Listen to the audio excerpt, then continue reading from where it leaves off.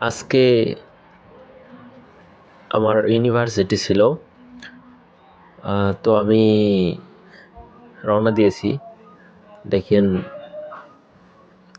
বৃষ্টি পড়তেছে, খুব বেশি না, খালি মাথায় যাওয়া যাচ্ছে। কিন্তু বৃষ্টির মধ্যে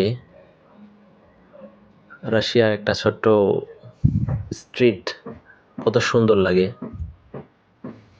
এই রাস্তা দিয়ে আমি প্রায় যাই, এটা আমাকে অনেক অনেক ভালো লাগে। দুপাশে গাছের সারি, মধ্যে দিয়ে রাস্তা, তো এটা আসলে অনেক সুন্দর লাগে। আর আমি যখন প্রথমে এখানে এসেছিলাম তখন এগুলো সব ছিল বরফে ঢাকা, গাছগুলোতে কোনো পাতা ছিল না।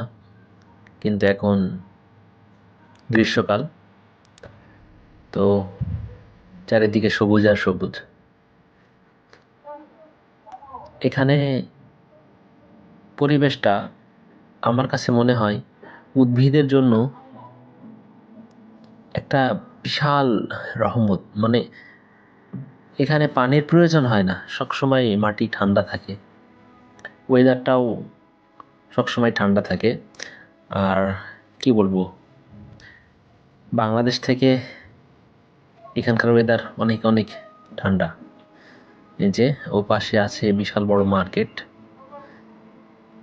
এটা কেউ বলবে এটা ফুটপাতের রাস্তা, এটা হচ্ছে একটা ফুটপাতের রাস্তা। ওই যে ও পাশে ওটা হচ্ছে হাইওয়ে, এ পাশে একটা গ্যারেজ আছে, এই যে গাড়িগুলো সাজানো আছে। রাশিয়াতে যার একটা বাড়ি আছে তার অন্তত 2টা করে গাড়ি আছে। তো এখানে একটা গাছ আছে, এই যে সামনে, এই গাছে ফল ধরে কিন্তু ফলগুলো খাওয়ান যায় না। খুব সুন্দর ফল, দেখতে অনেক সুন্দর লাগে। তো বৃষ্টির জন্য আমি দেখাতে পারলাম না, আমি চলে যাচ্ছি দ্রুত। এই যে ফল ধরে আছে।